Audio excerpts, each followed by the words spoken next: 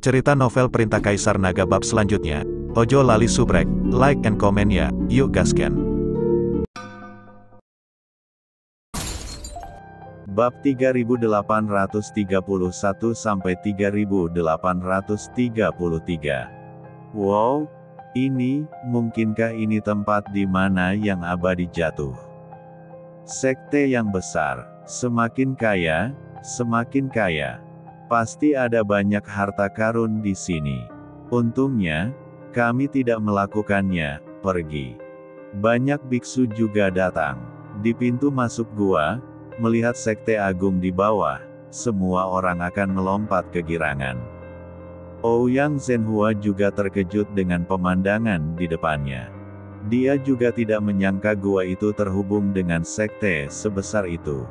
Banyak biksu melompat turun satu demi satu, dan semua orang takjub.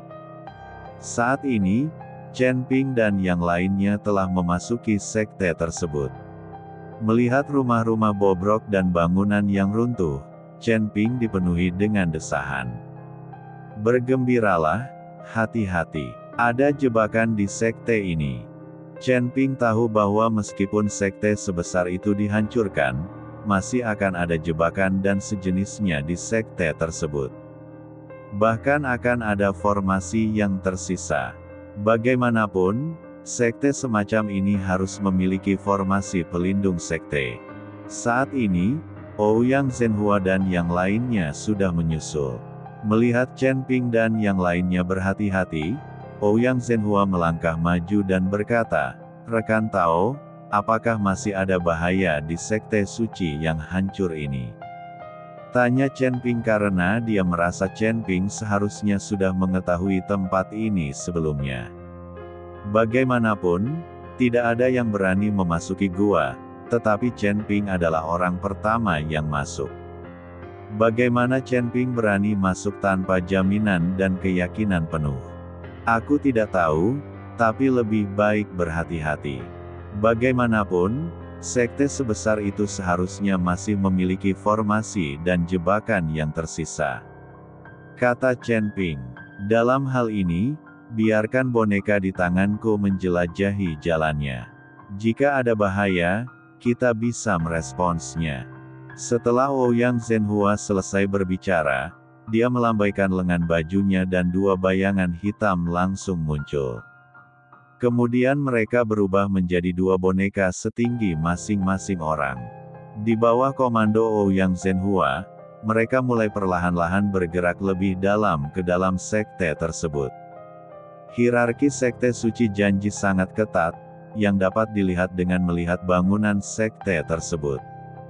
Tepat setelah memasuki sekte, ada ruangan yang relatif rendah, meskipun ada yang runtuh, ada pula yang masih utuh.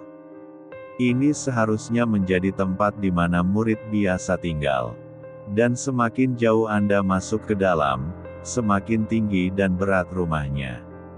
Setelah melewati ruangan rendah itu, halaman independen muncul satu persatu. Ini seharusnya menjadi tempat tinggal beberapa murid senior sekte tersebut. Orang-orang ini memiliki ruang budidaya mandiri. Chen Ping dan yang lainnya menemukan halaman yang relatif lengkap, lalu dengan hati-hati membuka pintu dan masuk. Tapi saat kedua boneka itu berjalan melewati pintu, mereka tiba-tiba meledak tanpa peringatan.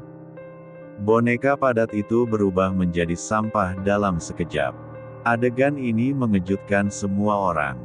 Jika tidak ada boneka yang perlu diperiksa di depan kita, orang yang masuk lebih dulu mungkin sudah mati sekarang. Formasi yang sangat kuat. Sudah berapa tahun? Masih sangat kuat. Chen Ping mengerutkan kening, matanya penuh kesungguhan. Jika halaman murid dilindungi oleh formasi seperti itu, maka aula utama sekte di belakangnya, serta para tetua di belakang sekte dan kediaman master sekte, apakah mereka masih dapat menyelidikinya? Semuanya, tolong jangan bergerak.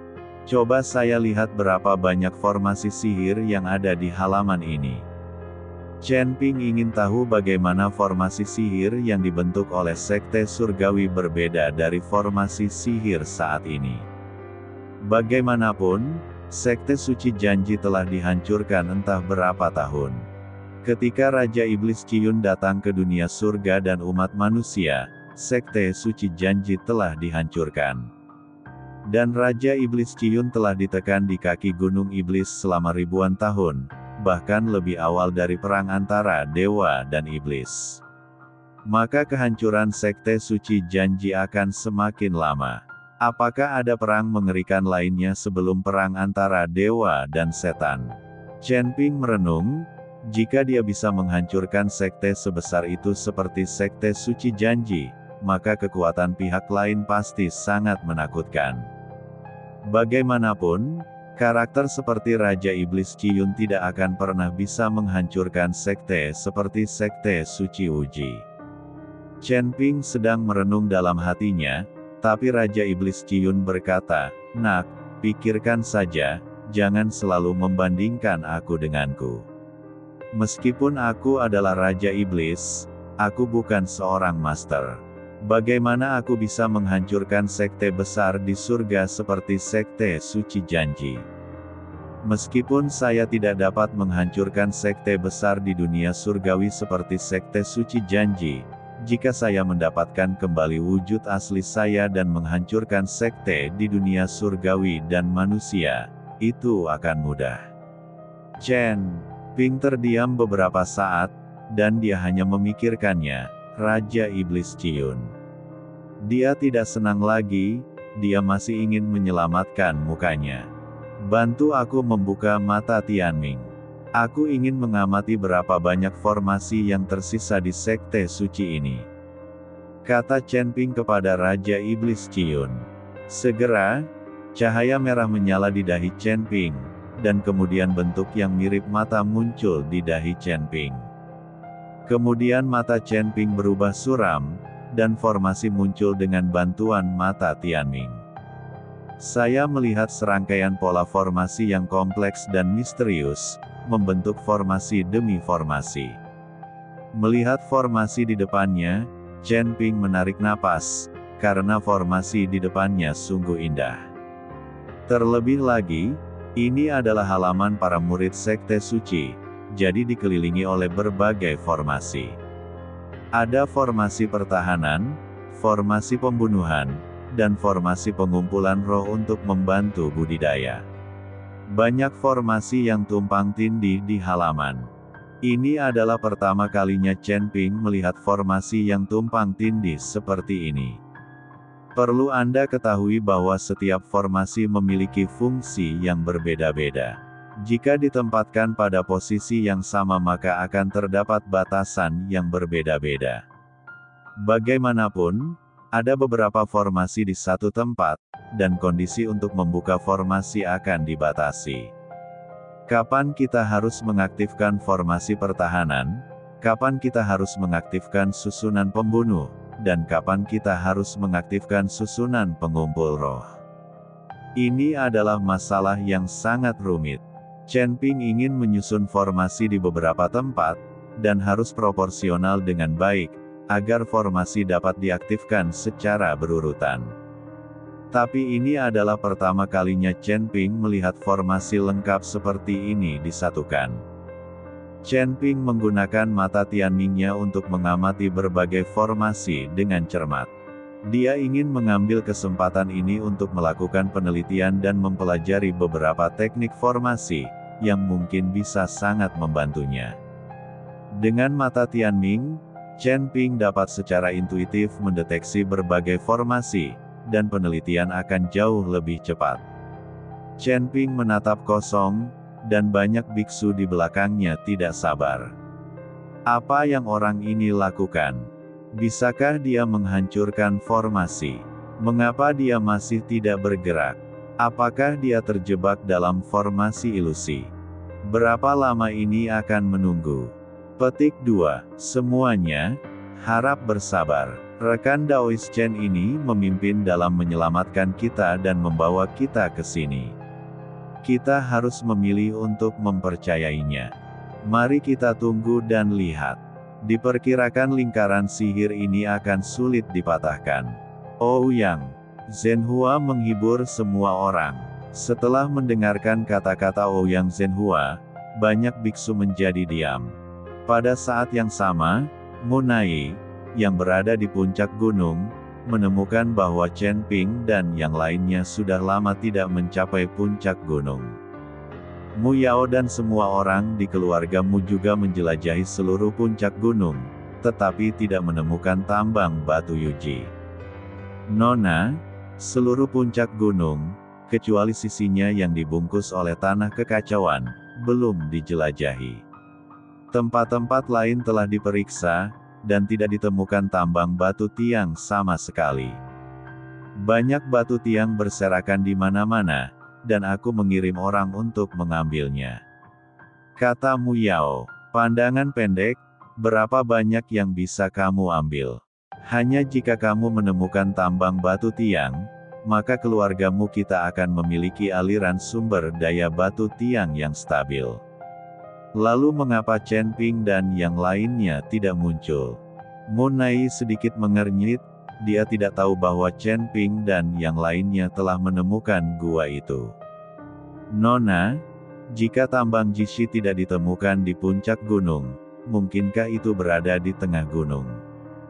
Mungkinkah Chen Ping dan yang lainnya menemukan tambang Jishi di tengah gunung, jadi mereka tidak datang bangun? Kata Mu Yao, sangat mungkin, ayo turun gunung. Munai melambaikan tangannya dan memimpin semua orang di keluarga Mu menuruni gunung. Pintu masuk gua masih bersinar terang. Tidak lama lagi semua orang di keluarga Mu dapat menemukan gua tersebut. Saat ini, Chen Ping masih mengamati dan memahami formasi di depannya.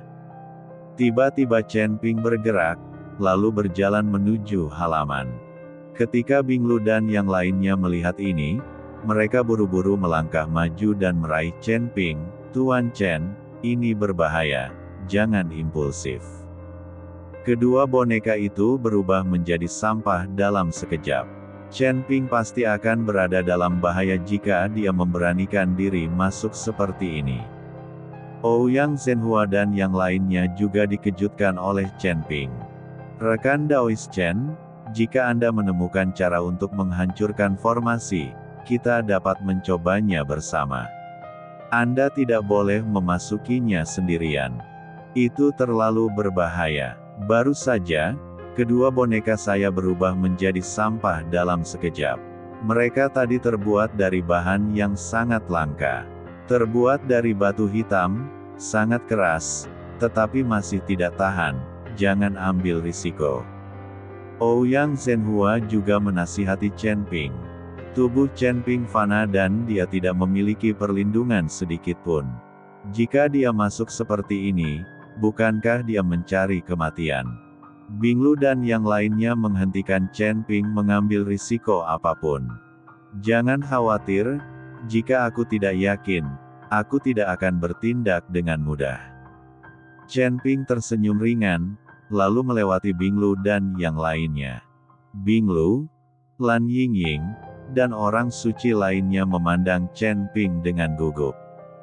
Meskipun Chen Ping mengatakan dia percaya diri, mereka tetap gugup. Jika ada yang salah dengan Chen Ping, mereka tahu apa yang akan terjadi pada mereka. Di wilayah kutub ini, tanpa perlindungan Chen Ping, mereka tidak akan bisa keluar sama sekali.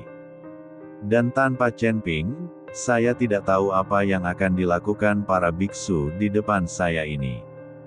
Siapa yang tidak tergiur dengan wanita anggun dan cantik? Anda tidak boleh memiliki niat untuk menyakiti orang lain, dan Anda harus memiliki niat untuk menjaga orang lain. Semua biksu ini telah melihat kekuatan Chen Ping, sehingga mereka mampu menekan pikiran nafsu di dalam hati mereka. Namun jika sesuatu yang tidak terduga terjadi pada Chen Ping, siapa yang dapat menjamin bahwa orang-orang ini tidak akan mengambil tindakan terhadap Binglu dan lainnya? Di hadapan publik, di tengah ketegangan Binglu dan lainnya, Chen Ping memasuki halaman. Tapi adegan boneka tidak muncul, Chen Ping baik-baik saja, dan formasi di halaman sepertinya tidak bereaksi.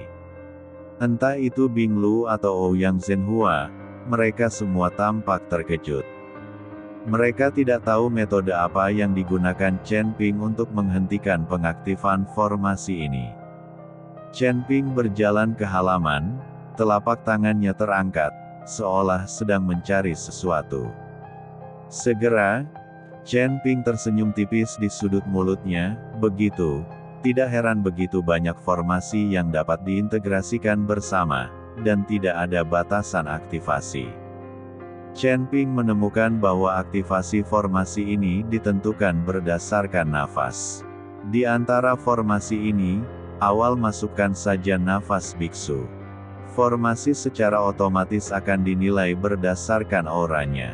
Orang yang memasuki aura akan masuk dan susunan pengumpul roh akan terbuka, memungkinkan orang untuk berlatih dengan cepat. Dan jika nafas penyusup tidak dimasukkan ke dalam formasi, formasi pertahanan dan formasi pembunuhan akan diaktifkan pada saat yang sama untuk memblokir penyusup. Hal ini sangat menyentuh hati Chen Ping. Lagi pula, setelah banyak master formasi mengatur formasi, hanya mereka yang dapat bergerak bebas dalam formasi, dan yang lain tidak dapat menggunakan formasi tersebut. Khusus untuk penggabungan berbagai formasi, akan lebih mudah menggunakan nafas untuk menentukan kapan harus mengaktifkan formasi yang mana. Adapun cara memasukkan nafas ini, selama nafas dimasukkan, meskipun master formasi tidak ada, orang yang nafasnya dimasukkan dapat bergerak bebas dalam formasi. Ini adalah metode yang bagus. Setelah Chen Ping mempelajari metode ini, dia dapat menyusun berbagai formasi dan kemudian memasukkan nafasnya. Formasi ini dapat dikontrol oleh banyak orang yang memasukkan nafasnya. Chen Ping memahami prinsipnya dan mampu memecahkan formasi satu demi satu seperti bebek di air.